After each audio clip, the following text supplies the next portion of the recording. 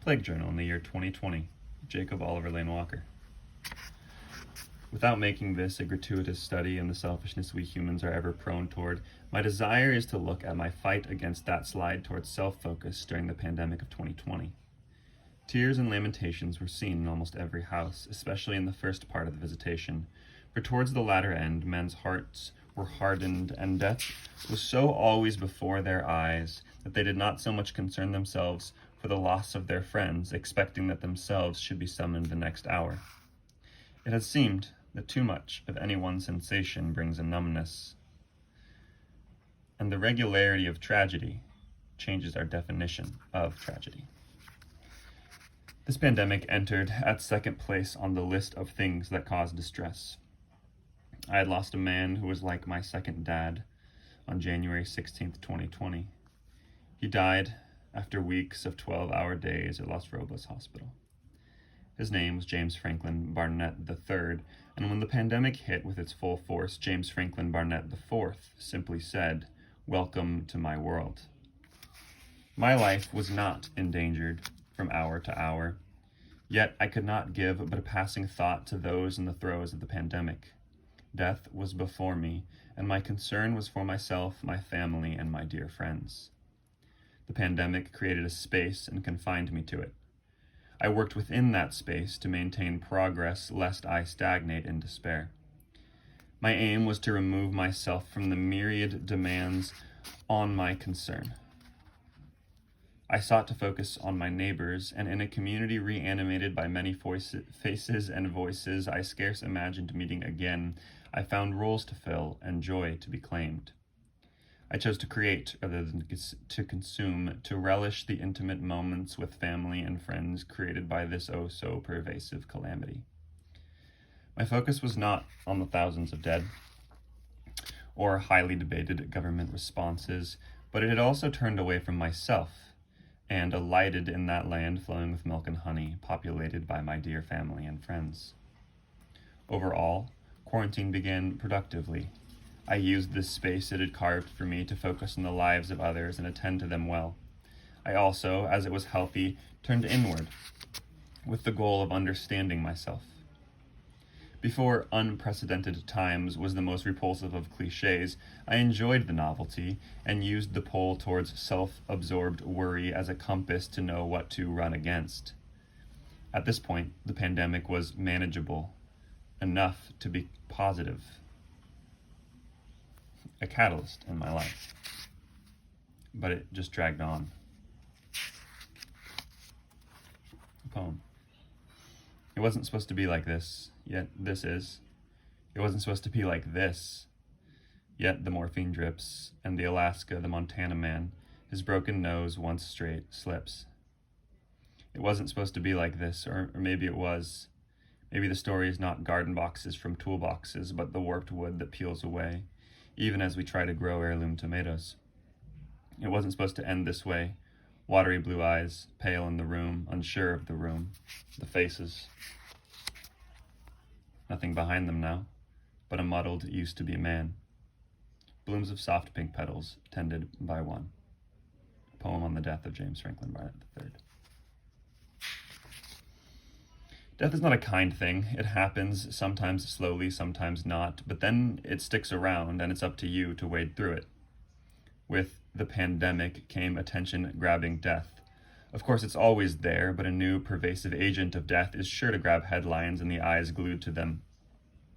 The problem is, death begs a cause, and a cause precipitates blame, and we don't do well with blame.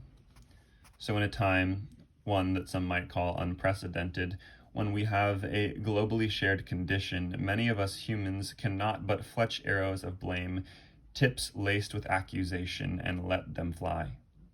So scared are we of accepting any kind of blame, so concerned are we with our culpability and our convenience that we must fire accusations without ceasing. In this time of crisis, it is not our calluses that are our enemies, but rather our fear that necessitates calluses and drives selfishness deep into the thoughts and actions of our neighbors. So, in the end, it is an insidious combination of fear and personal turmoil that drives our selfishness. I, by virtue of a community that I imagined needed me, escaped an overwhelmingly selfish fate. Not all those around me were so fortunate. From my removed position, I watched many in the world draw together and focus on the other, but I could not help thinking that such positive actions were primarily in response to the increase in excessive concern for self so rampant in our world.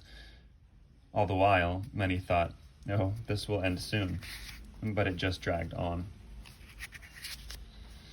And as it did, I realized the virus itself was but a part of the deadly, oppressive pandemic. It was but a facet. The isolation, loss of jobs, income, activity, the fires ravaging California, the racial injustice, the hateful words hurled with the slightest excuse were crushing me and many of those close to me. The fire, which consumed what the plague could not touch, defied all the applications of remedies. What the virus could not touch, the fires did. The longer this pandemic drags on with quarantine in tow, the more it consumes and the harder and less practical selflessness becomes. I was sent a video by a friend titled "COVID Killed My Son," in which a dad explains how his son committed suicide because of loneliness and depression brought on by the pandemic. In a real sense, the virus killed this young boy, even if the virus was not the medical cause of death.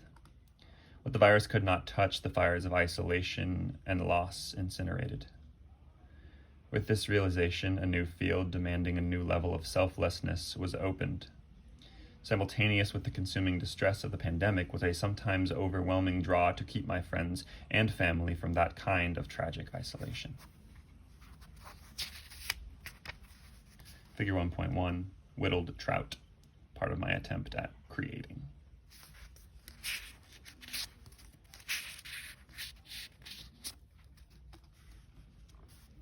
These might be said to perish not by the infection itself, but by the consequence of it, indeed, namely by hunger and distress and the want of all things. The isolation began to take a toll on me. At first, it had been time and space to use productively, but 4 months in, quarantine had become the epitome of malaise. As the missed opportunities and thwarted plans piled up, my dissatisfaction grew proportionally. Most of my friends from high school were fresh out of university and were frustrated and despondent in the stagnant world in which they had been dropped post-graduation. As I sat with them, I felt them languish in this pause put on their lives. Their dissatisfaction and despair deepened, and as it did, the unrest and outcries of the world picked up. Amidst these outcries, it was the government that shouldered the burden of deciding what ought to be done. With my father being the chief assistant county counsel of Ventura County, I had a front row seat to these proceedings and how the selfish acts and self-righteous indignation of a few people affects those in government. Sitting at the dinner table, I heard from my father how the county was renting out whole hotels and paying staff to house and provide the opportunity for those without a home to isolate and protect themselves. Of course, this and many other initiatives were time-intensive, and as work hours for many across the world diminished, my dad's increased. Figure 1.2, a quarantine book list. The things they carried: the view from Rat Lake, my side of the mountain, the River Wye, Mary Oliver new and selected poems, Chasing Rumor, On the Road, Just Mercy, Where the Crawdads Sing.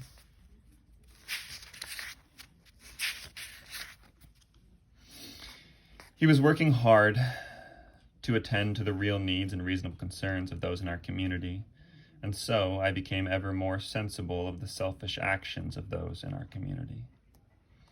I shall have frequent occasion to speak of the prudence of the magistrates, their charity, their vigilance for the poor, and for preserving good order, furnishing provisions and the like when the plague was increased as it afterwards was.